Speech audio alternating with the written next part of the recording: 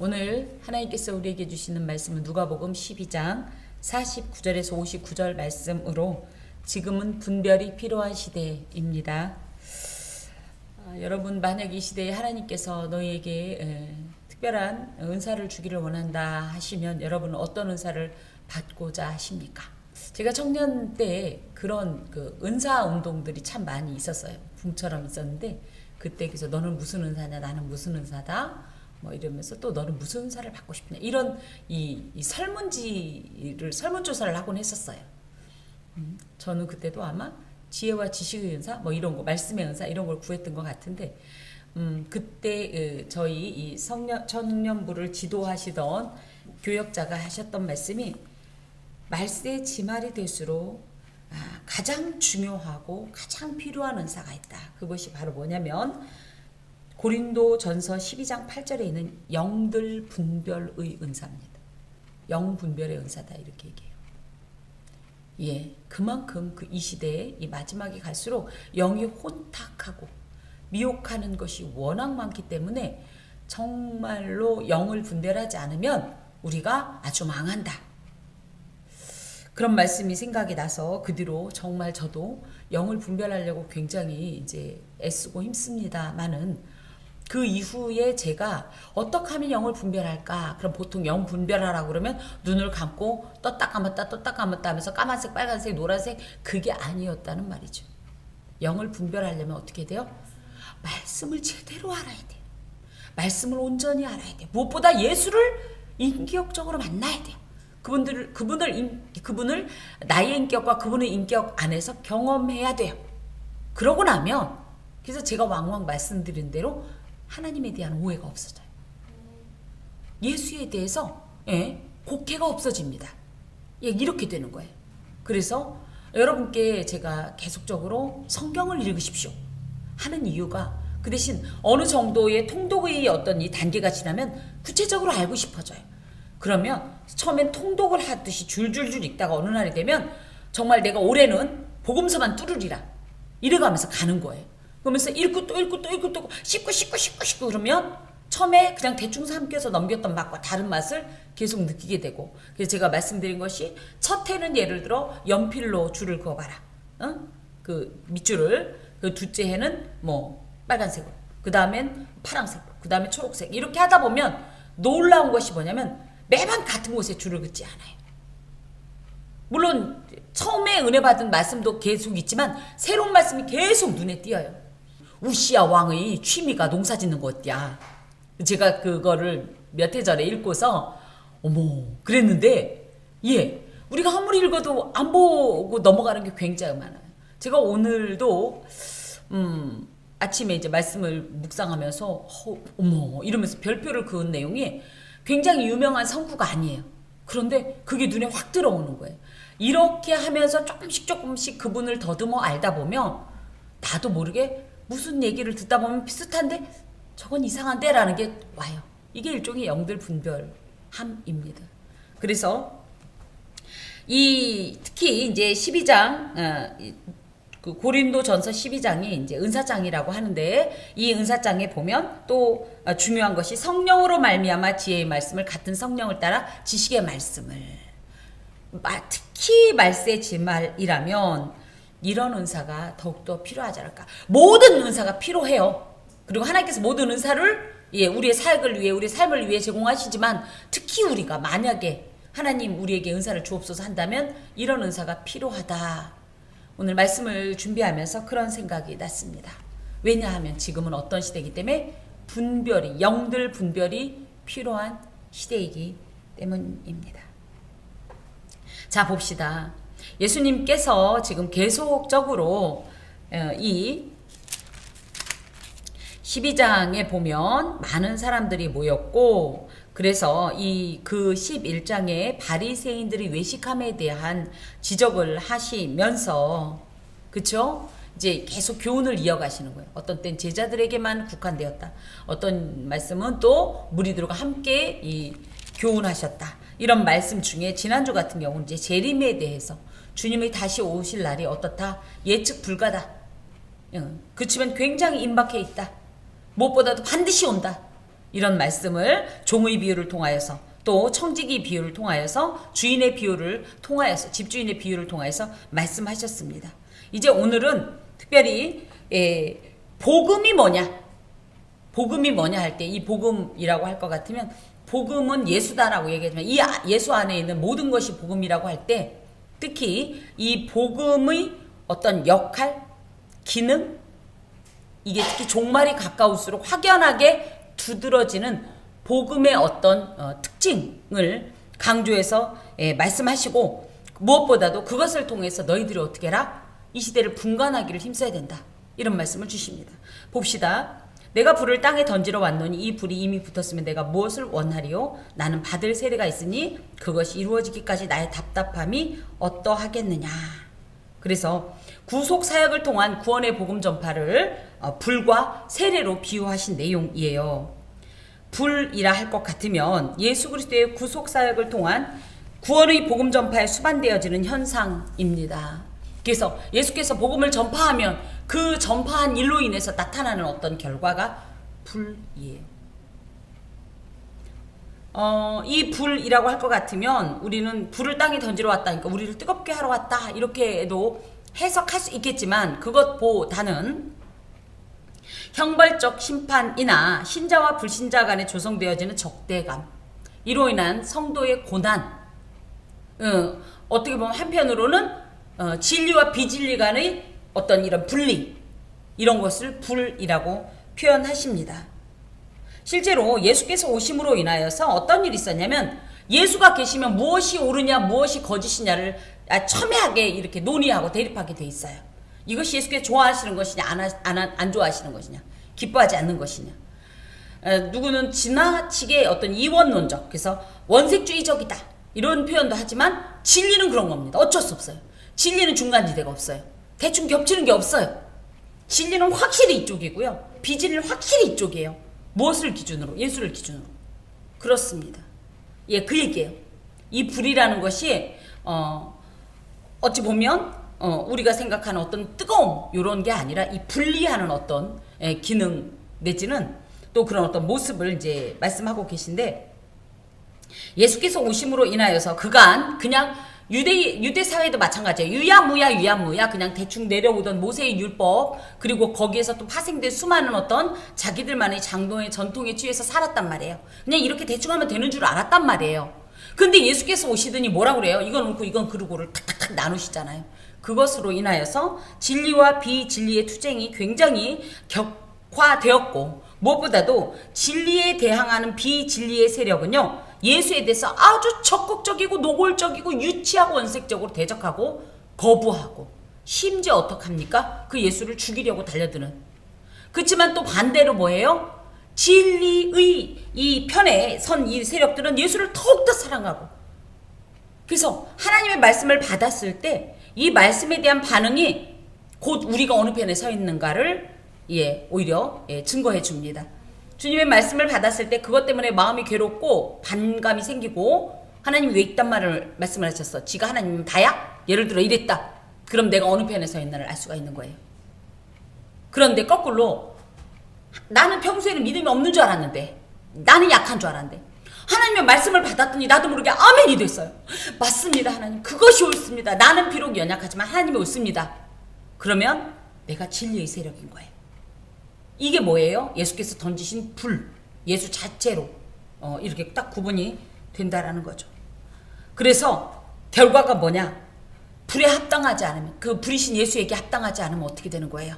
결국은 불과 같은 다시는 회복할 수 없는 돌이킬 수 없는 그런 심판을 당하게 되는 거죠. 그 말씀입니다. 이 불이 이미 붙었으면 내가 무엇을 원하리요. 그러니까 이 불이 이미 붙었다는 얘기는 그런 사실을 저희가 확실하게 인식하고 있으면 우리가 애매한 중간지대에 서지 않겠죠. 회색지대는 원하지도 않을 거예요. 분명하게 우리의 입장이나 우리의 진영을 확실하게 할 겁니다. 그쵸? 그런 생각이 있었으면 진리와 비진리가 확 나누어졌으면 차라리 나은데 뭐예요? 우리는 모두 다 어떤 작전을 쓰고 있냐? 양다리 작전을 쓰고 있다는 거예요. 한쪽은 진리에, 한쪽은 비진리에 섞여 있다는 거예요. 그래서 이 불이 붙었다는 얘기는 무엇이에요? 이 진리가 명확하게 우리의 삶 가운데 탁 심겨졌으면 내가 무슨 걱정을 하겠냐. 지금 그 말씀이에요. 그리고 또 이미 한번 불이 붙었으면 어떻게 돼? 이 불이 꺼지기를 원할까요? 불을 붙이는 마음은 불을 붙였으면 금방 꺼지길 바랄까요? 아니면 계속 활활 타오르기를 원할까요? 그래서 말세가 될수록 어두울수록 더욱더 진리의 불길이 활활 타오르고 진리의 세력이 더욱더 견고해지고 강화되기를 원하는 그런 예수님의 마음이십니다. 그런데 그렇지 못하다는 거죠. 여기 보니까 내가 불을 땅에 던지러 왔노니 이 불이 이미 붙었으면 내가 무엇을 원하려? 그렇지 못하다는 거예요.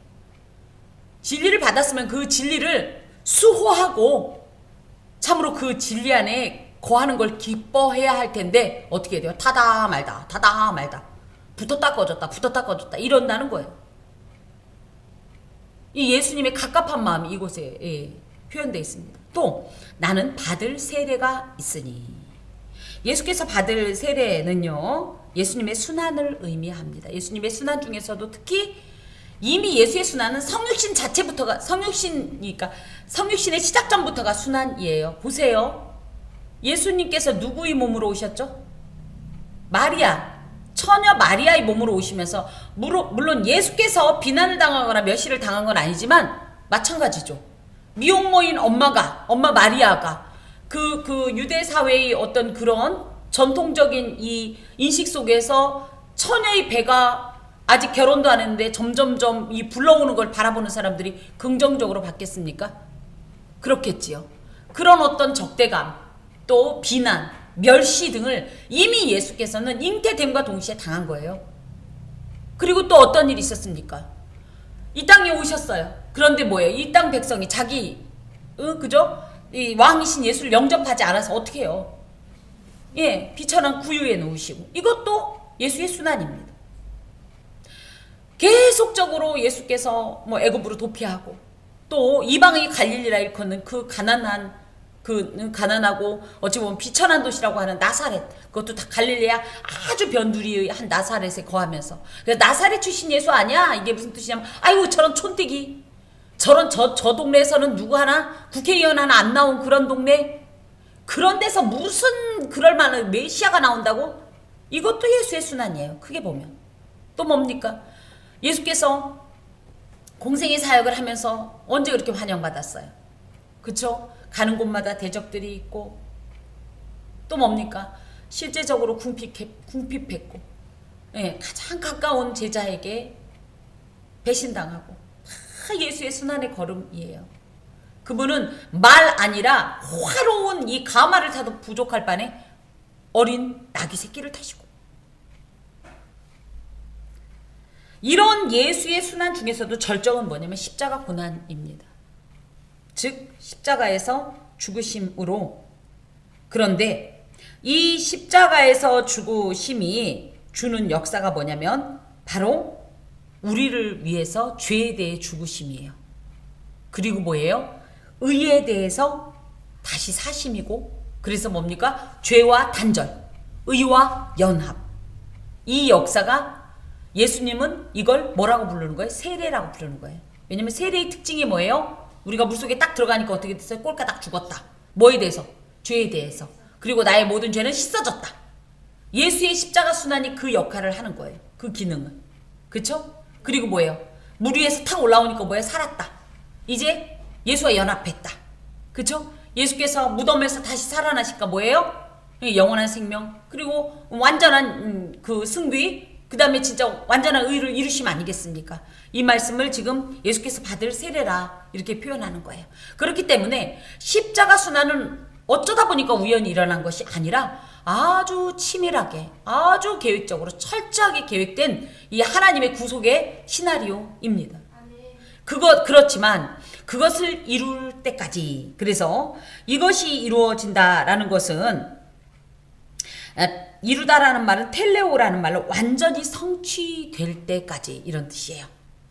십자가 고난을 통해서 예수 자신의 사명이 완성되는 그때까지, 분명히 그것을 이루기까지는 나의 답답함이 있다라는 거예요. 답답하다라는 말은 막 마음이 무겁다 이런 것보다도 어찌 되었든지 이 예수께서 행하시는 이 모든 일에는 어떤 과정이 있고 인간적으로 느끼는 어떤 힘겨움도 분명히 존재한다는 사실이에요. 몇 번을 말씀드렸지만 저는 어렸을 때 예수님께서 십자가에서 못 박혀 죽으셨다고 했을 때 한 번도 슬퍼본 적 없어요. 왜 그랬냐? 어린 마음에 이렇게 생각한 거예요. 에이, 예수님은 하나님이시잖아. 그러니까 어떨 거다? 안 아플 거다. 아픈 척 하고 있는 거야. 하나님인데 뭐. 전 진짜 그렇게 생각했어요. 그래서 못 박힌 척 하고 있는 거야. 그래서 언제든지 수수 빼고 안 아프지라고 이렇게 할 수 있는 분이야. 그래서 뭐 웬 말인가 막 울면 왜 울지? 그랬었어요. 하지만 크면서 알게 된 거예요. 그분은 누구보다도 인간이셨어요. 그래서 우리가 겪을 모든 아픔, 어떻게 보면 인간적인 이런 어려움, 감정적인 힘겨움도 다 그래야 이분이 우리를 공감해 주실 수 있기 때문에 그걸 겪으신 주님이신데 그 마음을 이곳에 토로합니다. 하지만 그렇다고 해서 어우 나 이 일을 하기 싫은데 이런 뜻은 아니에요. 분명히 기억할 것은 예수께서는 처음부터 알고 계셨고 그것을 위해 오셨고 그것을 이루기 위해서 정말 하나님 앞에서 최선을 다한 그 헌신의 걸음, 희생의 걸음이었다는 사실이죠. 무엇보다도 예수께서 이루신 것은 실제로 이제 예수님의 세례를 통하여서 모든 것을 이루셨는데 이루신 것이 십자가에서의 죽으심과 동시에 이제 부활이시죠. 이런 이 이루었다라는 표현을 예수께서는 어디에서 쓰셨냐면 요한복음 19장 30절에서 쓰십니다. 뭐라고요? 십자가상에서 하셨던 7가지 말씀을 가상칠언이라고 하는데 그 중에 한 말씀이 뭐예요? 다 이루었다. 텔레오라는 말씀으로 무엇을 이루었냐? 자기의 백성을 구속하기 위한 길을 열러 오셨었어요.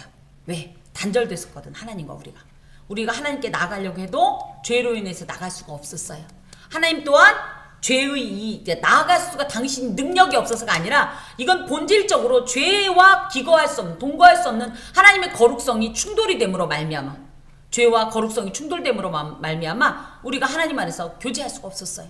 그것을 어떻게 했어요? 예수께서 이 십자가를 통해서 완전히 제거해 버리심으로 말미암아 하나님과 우리를 교제할 수 있도록 하신 이 놀라운 일입니다. 특별히 에베소서 2장 11절에서 17절에 보면 예수께서 이 이루신 십자가 이 받을 세례 십자가를 통해서 이루신 일들은 무엇이냐면 원수된 것을 화평하게 누구와 원수된 것? 하나님과 원수된 것. 또 누구와 원수된 것? 사람과 원수된 것. 우리는 하나님과 원수된 것만 예수께서 관여하신다고 생각할지 모르지만 우리가 누구를 원수 삼았어요. 미워했어요. 정말 그를 저주했어요. 근데 하나님 앞에 오면 어떤 일이 있죠? 예, 하나님께서 뭘 하셔요? 잘했다. 그냥 톡톡히 갚아줘야 돼. 이러셔요? 뭘 하시죠? 맞아. 야야. 하나님 믿는 아이잖니, 내 새끼잖니, 내 백성이잖니, 화평하거라. 그러시죠? 그래서 예수님 때문에 화평하게 되는 거예요. 예수님 때문에 이 수직적 화평이, 수평적 화평이 가능해지게 된 것이 예수께서 받으신 세례, 십자가 순환의 결과입니다. 또 둘을 한 몸으로 하나님과 화목하게 하고 우리가 하나님께 죄 때문에 분리되어 나온 존재죠. 근데 다시 돌아갈 길을 예비하셨고 돌아가서 연합시키는 것이 세례 아닙니까? 의와의 연합. 또 하나 더는 막힌 담을 허심.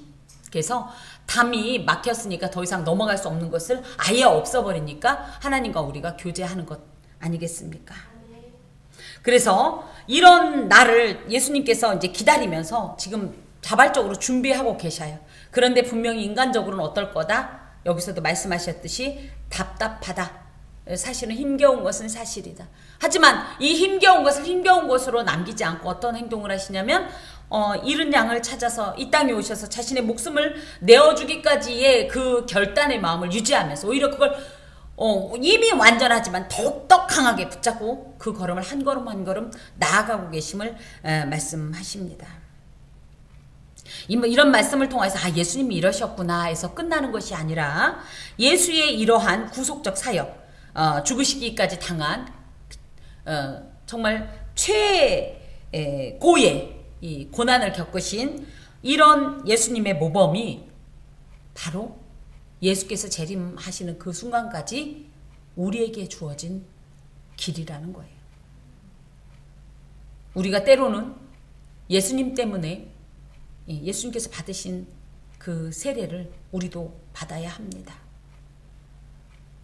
얼마나 예수님께서도 당신의 죄 없음을 강조하고 싶으셨을까요? 그런데 놀랍게도 뭐라 그래요? 예수님은 털강자 앞에서 잠잠한 양과 같이 아무 말이 없으시고 오히려 순종하시고 죄가 전혀 없으신데도 마치 죄인인 것처럼 그 모든 처절한 고통을 친히 당하시지 않았습니까? 우리가 예수님을 믿는다는 이유뿐 아니라 세상 가운데서 여러 가지 이런 억울하고 분통 터지는 경험을 하게 될 때 참고 싶지 않고 참을 이유도 없는 것 같지만 예수께서 이미 모범을 보이셨고 그 모범을 예수께서는 우리도 따르길 원하신다라고 볼 때 어쩔 수 없어요. 우리가 예수의 제자이면 예수의 영이 감동하신다면 주님의 뜻대로 주님의 모범대로 따라야 한다라는 말씀이지요. 또한 진리의 편에 분명히 서서 비진리와 연합하거나 그들과 타협하거나 내가 결코 물러서든 안 되는 이 마지노선을 뒤로 후퇴하면 안 되는 거예요. 예수께서도 죽음이 왔어도 진리를 후퇴하지 않았어요. 아닌 말로 예수님이 죽음이 두려웠으면 뭐라 그래요? 야, 너 신성모독자라고. 예수님은 신성모독죄로 죽임을 당하셨을 때 저 미스 my mistake I'm sorry 해가면서 뭐라고 해요? 사실은 제 아빠가요 요셉이거든요. 나사렛 목수이라는 요셉인데 제가 잠깐 헷갈리게 했었나 봐요.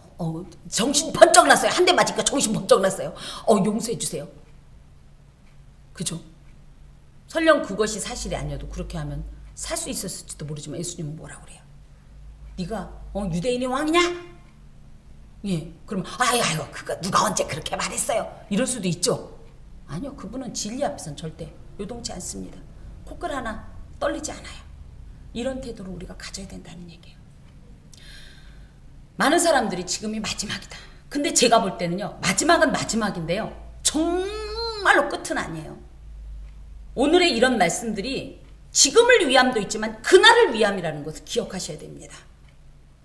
그래서 제가 오늘 이제 오전 말씀을 준비하면서도 그랬는데 나는 과연 예수 때문에 수감 생활을 할 수나 있을까? 제가 예수님 때문에 법정에 서게 되면 나는 뭐라고 얘기할까? 쟤도 그랬는데 왜 나만 갖고 그래요? 그러진 않을까? 뭐 별 생각을 다 해보았습니다. 과연 우리가 예수를 위해 어디까지 갈 수 있는가? 무엇보다 우리가 받은 이 진리의 어떻게 보면 말씀을 끝까지 고수할 수 있겠는가? 이것에 목숨을 내걸 수 있겠는가? 이런 생각을 해보았습니다. 우리가 그날에는 어쩌면 우리에게 그런 질문을 하는 자들이 있을지도 몰라요. 그때 우리는 뭐라고 대답할 것인가? 예. 자, 봅시다. 또 내가 세상에 화평을 주려고 온 줄로 아느냐? 내가 너희에게 이르노니 아니라 도리어 분쟁하게 하려 함이로다. 이 말씀이 마태복음 10장 34절에 보면 내가 세상에 화평을 주러 온 줄로 생각하지 말라. 화평이 아니오 검을 주러 왔노라. 이렇게 기록되어 있어요. 그래서 복음의 성격상 세상과 분쟁을 야기하는 측면이 분명히 있다라는 것을 말씀하세요. 여러분도 그럴 겁니다. 하나님 때문에 나는 지금 힘들어도 기뻐요. 난 견딜 수 있어요. 하나님이 계시면 괜찮아요. 그러면 많은 사람들이 뭐라 그래요?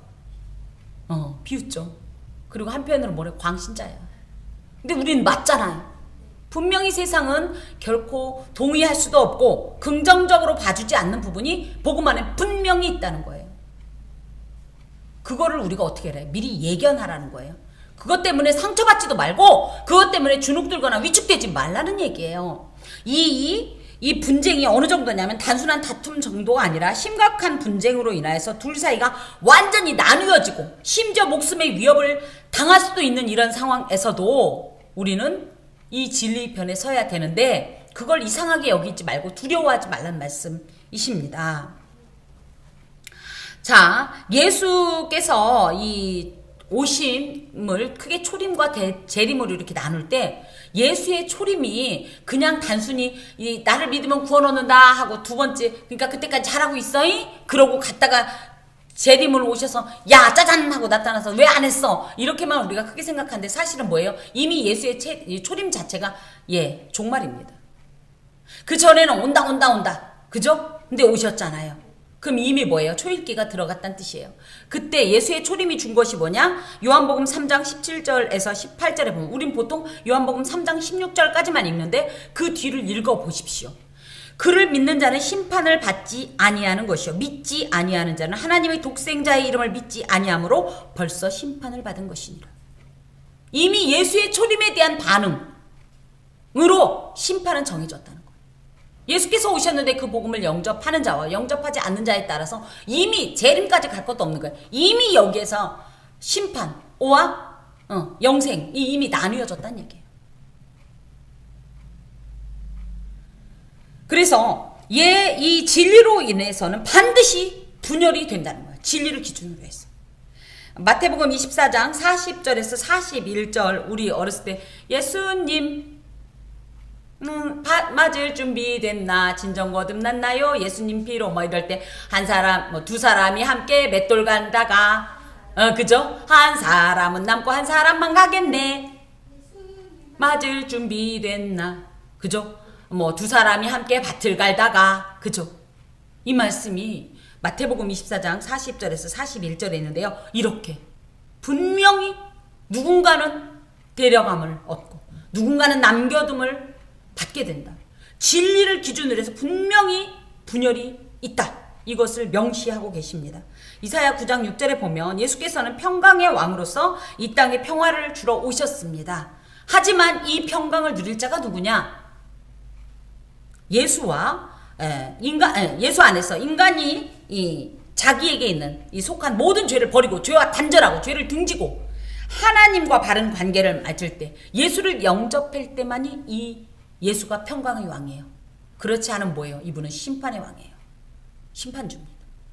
우리가 예수 안에서 심판을 두려워하지 않는 이유가 뭐예요? 하나님 안에서 우리가 죄를 등지고 하나님을 따르기로 결단하고 연약하지만 계속적으로 하나님께서 명하시는 길을 가기 때문에 우리가 주님이 오시는 날이 기쁘고 사모가 되는 건데 그렇지 않다면 예수님은 평강의 주가 더 이상 아닙니다.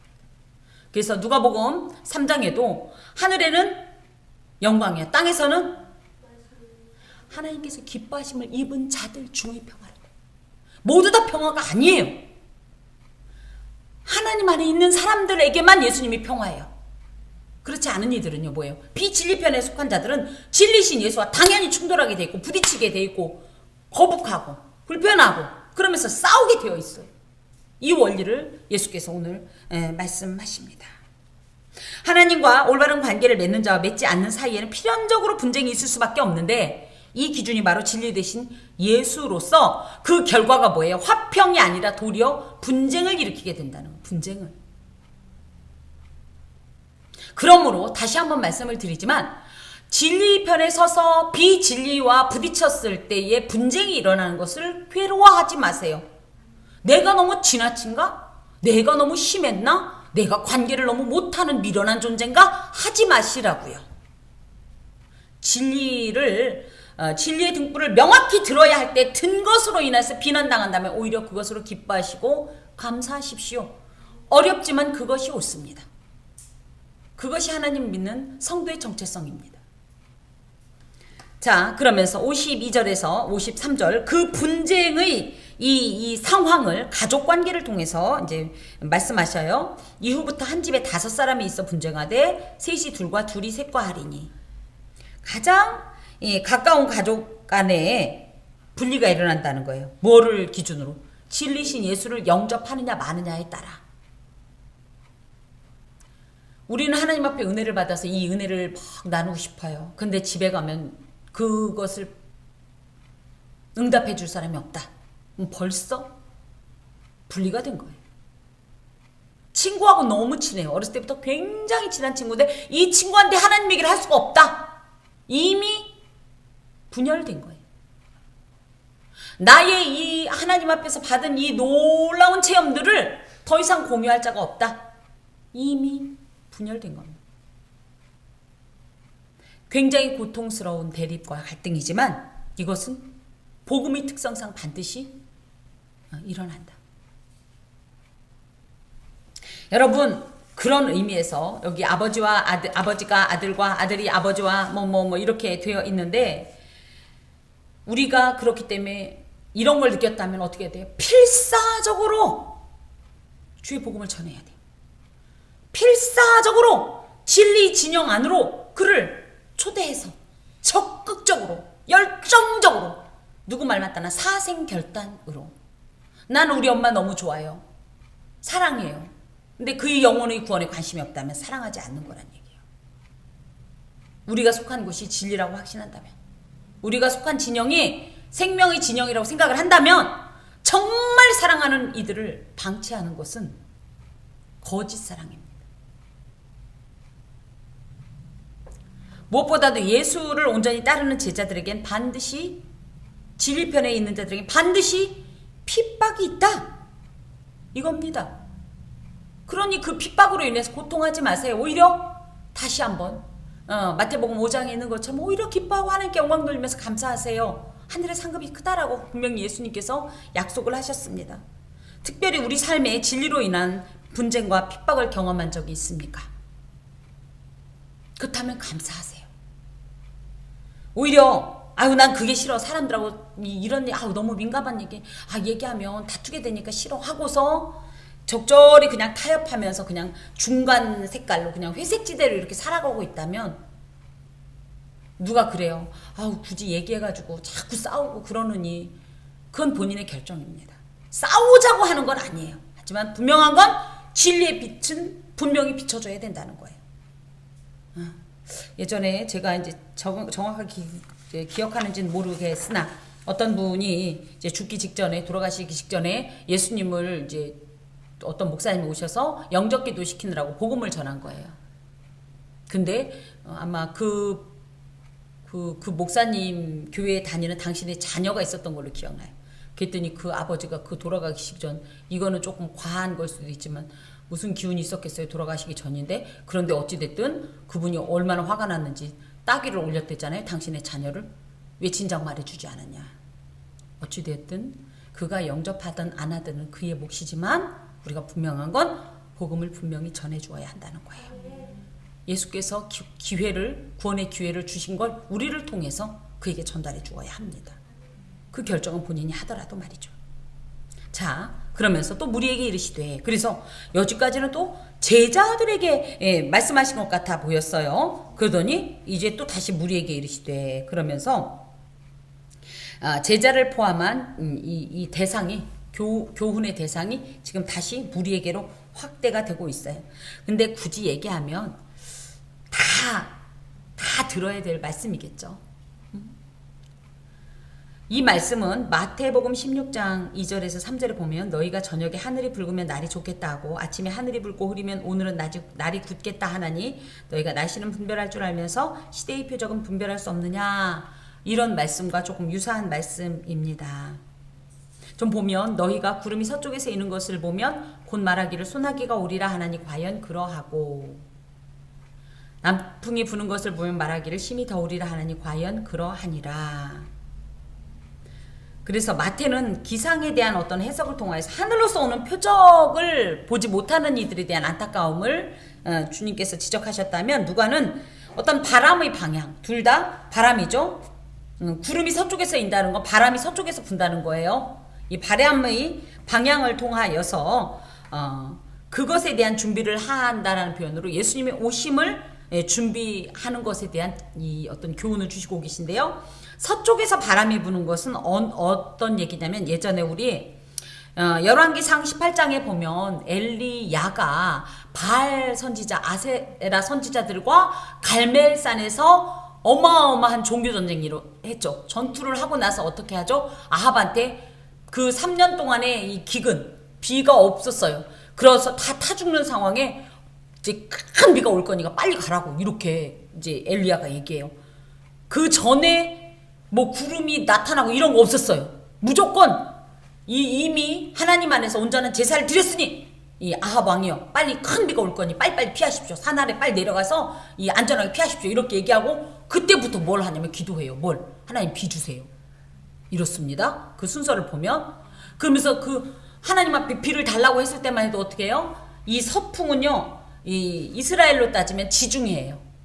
지중해 저 수평선에서 구름이 올라오면서 구름이 점점 커지면서 이쪽으로 비구름을 몰고 와야 되는데, 세상에 비 온다고 큰 소리 딱딱 쳐놓고 큰 비가 올 거니까 빨리 가라고 해놓은 다음에 봤더니 서풍은 커녕 구름은 퍼녕 아무것도 없는 거예요. 그래서 어떻게 해요? 간절하게 기도하잖아요. 한바탕 기도하고 뭐라고 그래요? 야, 그 종한테, 야, 봐라, 안 보이는데요? 그래, 다시 또 기도합니다. 그러면서 뭐라고 그래요? 봐라. 그랬더니 구름은 저거 갖고는 안 되겠는데요? 손바닥만이 매는 거 하나 올라왔는데, 그래, 또 기도해요. 그렇죠? 그러면서 어떻게 해요? 됐다. 예, 그거 나머지는 읽어보세요. 그때 불었던 바람이 서풍으로 지중해 연안에서 오는 바람인데요. 이 바람으로 말할 것 같으면 굉장히 이제 어찌됐든 큰 비이기 때문에 방비가 필요합니다. 남풍이라고 할 때 이 남풍은요, 이스라엘의 남쪽엔 옛날 부엘세바라는 곳이 있어요. 창세기에서도 많이 나오는 이 부엘세바가 남방 한계선입니다. 사람이 살 수 있는 남방 한계선. 그 이후에는 뭐가 있냐면 아라비아 사막이 있어요. 그래서 이 남풍은요, 어떤 고온 건조한 바람이 불기 때문에 굉장히 더운 바람이고요. 무엇보다 농작물이 이 바람 때문에 다 죽어요. 그 정도의 바람이 붑니다. 그러니 어떡하겠어요? 남쪽에서 바람이 부으면 얼른 그것에 대비해서 엄청 덥겠다 싶으니까 무언가 준비를 할 거고, 서쪽에서 바람이 불면 큰 비가 올 거니까 이런 준비를 하는 것처럼 너희들이 어떻게 해라? 천기를 분별하여 날씨에 대해서 미리 준비하는 것처럼 시대와 진리에 대해서 제대로 분별해라. 그 얘기입니다. 그런데 보니까 뭐라 그래요? 너희들은 그러면서 외식하는 자야. 이게 무슨 얘기냐면 휘포크리테스, 위선자란 뜻으로, 너희들은 그런 거 알아요. 말센 거 알죠. 예수님 믿어야 잘 되는 거 알죠. 천국 가는 거 알죠. 말은 그렇게 할지 모르겠다. 하지만 실제적으로는 가슴 중심을 울리지 않는 이런 태도를 위선자라고 말씀을 하시는 겁니다. 천지의 기상은 분별한다고 하면서도 진정 알아야 할 이 시대에 다가올 심판을 깨닫지 못하는 실제적인 어리석음. 그런데도 자신의 어리석음을 깨닫지 못하고 자기는 계속적으로 안다고 위선적으로 이 자만하는 자들. 그리스도의 재림과 다가올 심판을 알지 못한 채 그날을 준비하지 않고 있는 모든 사람들. 심지어 경건의 그럴듯한 모양은 있으나, 그러니까 신앙생활을 한다고 하지만, 예수를 믿는다고 하지만 실제적으로는 예수의 재림도 인정하지 않고 기다리지도 않고 그날에 대한 소망도 없이, 그래서 그런 영적 지식과 그것에 대비할 능력도 없는 자들을 다 외식하는 자라고 표현을 합니다. 이것은 정말 영적 무관심이고 무지로서요. 이 시대가 정말로 온전한 영성이 필요한 시대예요. 영성이 있어야 시대를 분별하고, 영성이 있어야 진리를 분별합니다.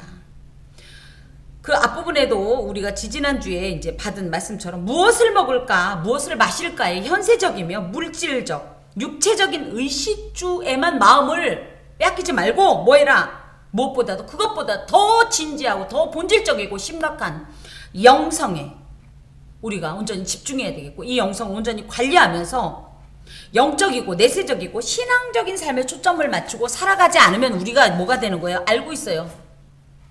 이렇게 되는 거예요. 하지만 준비는 안 됐어요. 이렇게 되는 겁니다. 그래서 그런 자들을 보고 뭐라고 외식하는 자예요. 너희가 천지의 기상은 분간할 줄 알면서 어찌 이 시대는 분간하지 못하느냐. 그 말씀이에요. 서풍 불면 비 오겠네. 남풍 불면 덥겠네. 알면서 왜 이 시대는 분간하지 못하느냐. 이 시대라는 표현은 뭐냐면요, 카이로스라는 말입니다. 카이로스는요, 헬라어에 이 시간을 표현하는 단어가 두 개입니다. 크게. 하나는 크로노스, 신 이름이에요. 기회의 신 이름이 크로노스거든요. 그리고 하나가 카이로스입니다. 크로노스는요, 굳이 얘기하면 우리가 일반적으로 알고 있는 이 현세적이고 육체적인 이런 물리적인 시간을 크로노스라고 해요. 카이로스는 뭐냐면 시간의 순서와 상관없이 일어나는 결정적인 어떤 시간, 하나님의 시간이라고 얘기해요. 섭리의 시간이라고 말해요. 하나님의 시간이라는 건 뭐예요?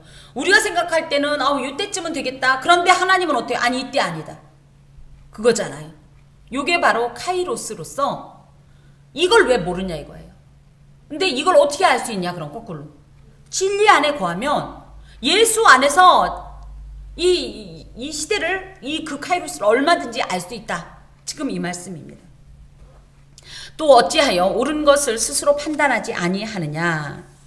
즉 영원한 멸망에 빠지지 않고 자기를 구원하기 위해 스스로 철저히 노력해야 하는데, 다가올 심판을 피하기 위해서 각자 최선을 다해야 하는데 안 하고 있다는 얘기예요.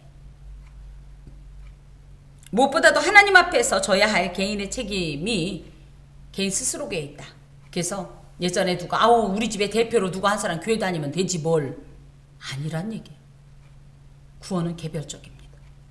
제 아무리 신앙생활 열정적으로 하는 어떤 존재가 있어도 그가 그 영혼만 어떻게 하나님 안에서 이렇게 구원을 얻을 뿐 그 외에 누군가까지 뭐 효력이 미치고 이런 건 없다는 말씀을 다시 한번 하면서, 이것은 개개인이 분명히 옳은 것을 스스로 판단하고 결단을 해야 된다는 말씀이에요.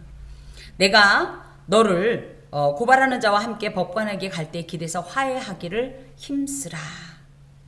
그가 너를 재판장에게 끌어가고 재판장이 너를 옥졸에 넘겨주어 옥졸이 옥에 가둘까 염려하노라. 내가 내게 이르노니 한 푼이라도 남김이 없이 갚지 아니하고서는 결코 거기서 나오지 못하리라 하시니라. 그래서 너를 고발하는 자가 누굴까요? 우리의 죄가 있어서 우리를 고발하는 건 마귀가 참소해요. 마귀가 우리를 고발해요. 왜요? 우리의 불법을 하나님 앞에 우리를 참소하는 것이 마귀인데요. 무엇보다도 마지막 날이 되면요, 마귀뿐 아니라 우리의 죄가 우리를 고발해요. 하나님 앞에 섰을 때 네 죄를 네가 알렸다 이거예요.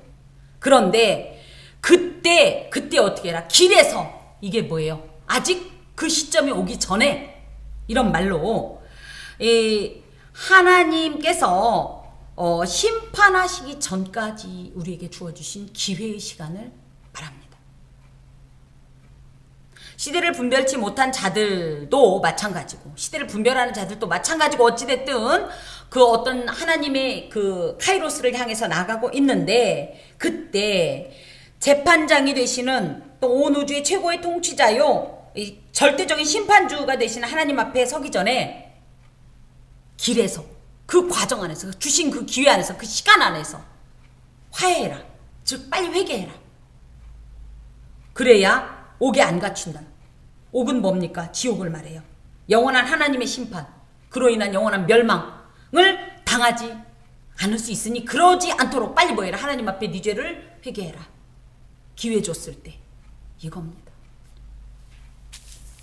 한 푼이란 말은 렙톤이란 말로 당시 유대에서 통용되던 가장 작은 화폐 단위인데요. 이것은 무슨 얘기냐면, 한 푼이라도, 우리는 한 홀이라도 이렇게도 이제 했죠. 앞으로 당하게 될 심판이, 예를 들어 심판을 당하는 자는 큰 죄 때문 죄뿐 아니라 아주 작은 죄도 죄 하나하나가 낱낱이 다 고발돼요. 그 얘기예요. 그런 죄라도 넘어가지 않는 철저하고 결코 용서 없는 영원한 멸망의 심판이라는 사실을 깨닫고 아주 작은 죄까지도 다 빨리 하나님 앞에 회개해라. 빨리. 그렇지 않으면 어떻게 된다? 옥에 갇히고 결코 거기서 나올 수 없다. 참 무서운 말씀입니다.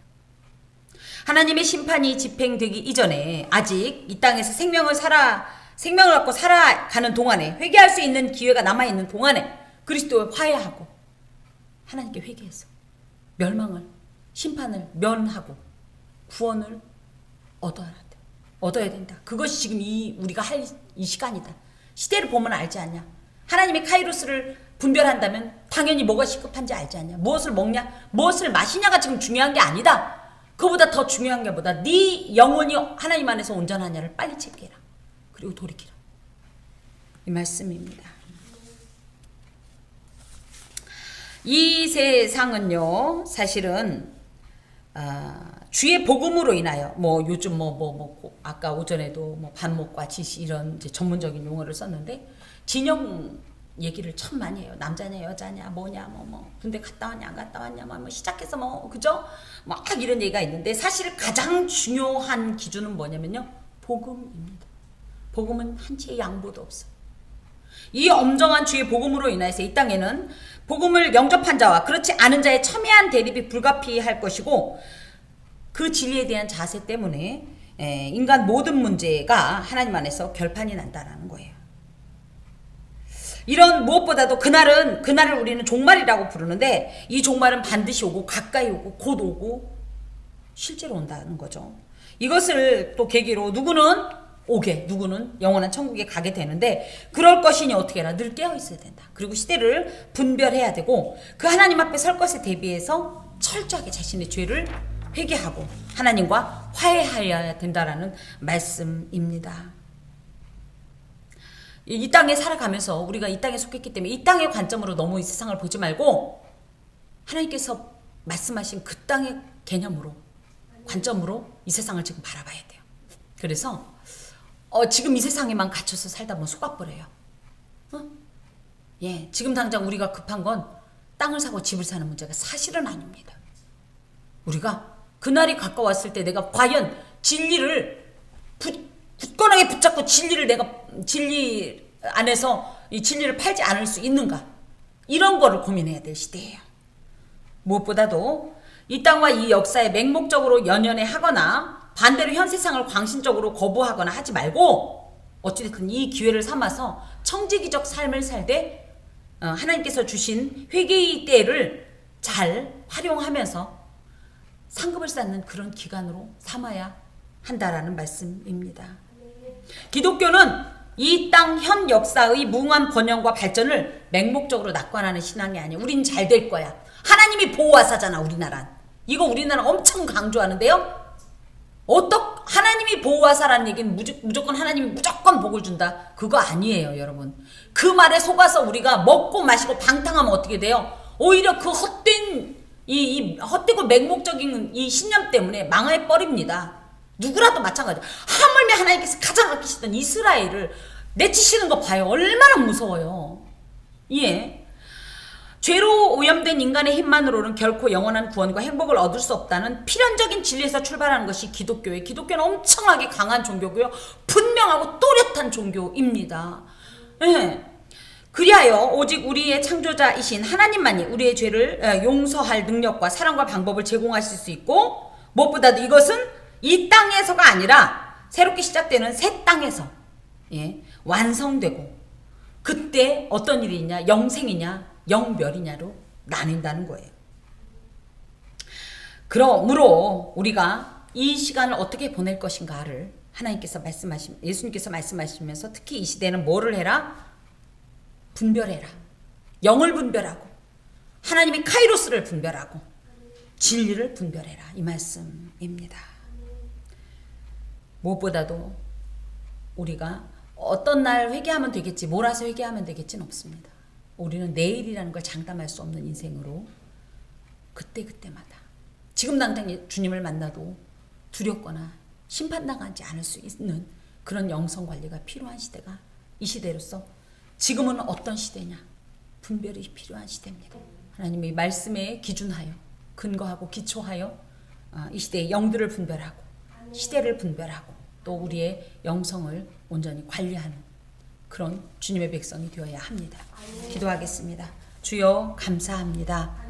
하나님께서 매번 또 이렇게 귀한 말씀을 주셔서 우리의 영을 각성하여 주시니 감사합니다. 하나님, 세상의 잠, 안일한 잠, 평안의 잠, 헛된 만족의 잠에 취하지 않도록 이렇게 말씀을 주시오니 주여 깨어 일어나게 하여 주시옵소서. 무엇보다도 마음으로만 결단할 것이 아니라 우리의 걸음이 결단케 하시고 우리의 손이 결단케 하시고, 그리하여 주님께서 명하신, 주님께서 작정하신 그 카이로스에 합당한 삶 살 수 있도록, 무엇보다도 천지의 이 기상을 살피는 것보다 더 놀라운 지혜로 영적 기상을 살피는 자 되게 하여 주옵소서.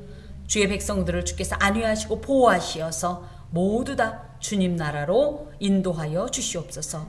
예수 그리스도의 이름으로 기도하오며 아멘.